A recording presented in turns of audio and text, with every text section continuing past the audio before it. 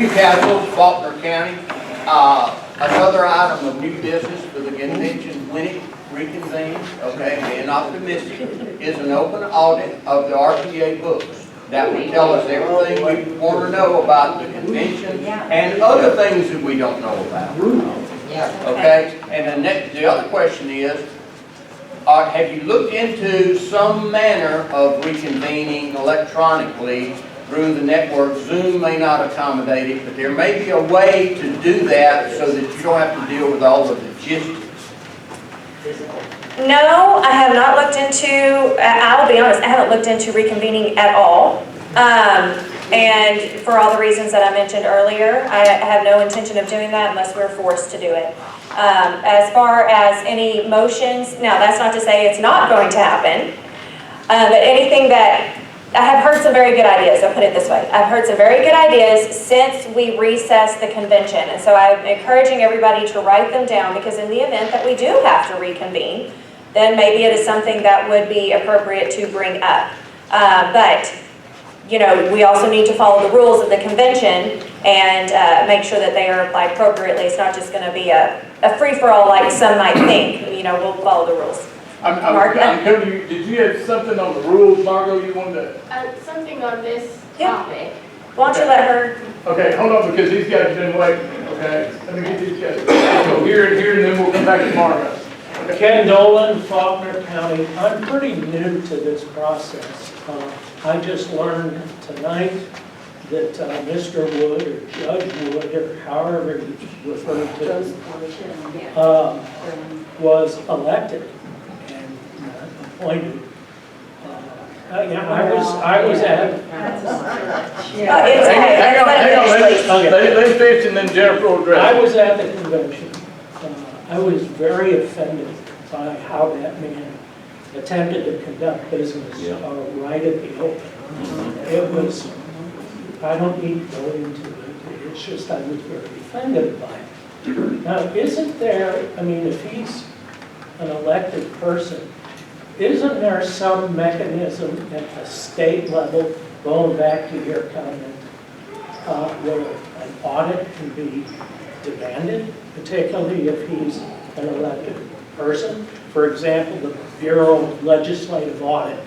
I mean, I don't know that that's the group that would come in. No, it wouldn't.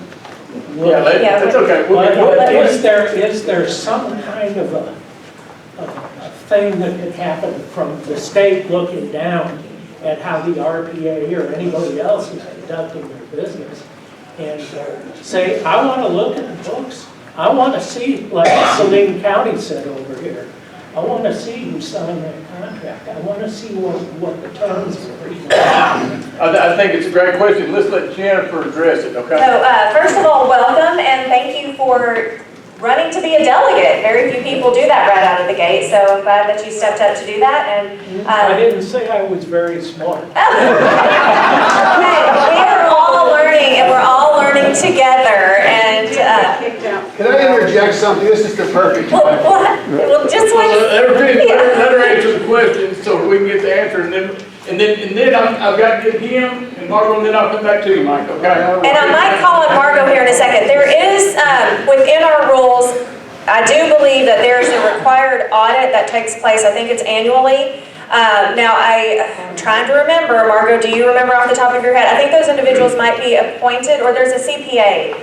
I think that they use, so it's all coordinated by the chair. And, you know, that's kind of how the system is set up, like throughout our entire government. Did I get that right? You guys, Margot is brilliant on parliamentary procedure. I'm not going to say I remember the exact details, but yes, there's a committee and a CPA, and they're, yes, selected by the people who are being audited. And there are rules about who is allowed access to the financial records. And Jennifer, I believe every member of the executive committee, which does include you and Sarah and maybe a couple of other friendlies, can get access to the financial records of the party at will, basically.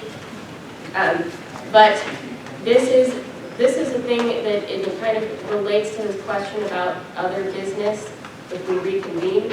But we don't actually need to reconvene the convention in order to do all of those things. So just think ahead a little bit, because if we're just a little bit patient, December, we have another state committee meeting where we will no longer have all of those ex officio voting legislators, which means we should have roughly the same kind of representation of the people at the state committee, and we can conduct all of the same kinds of business. We can reduce the obscene filing fees, and we can get access to the financial records, and we can elect a new chair.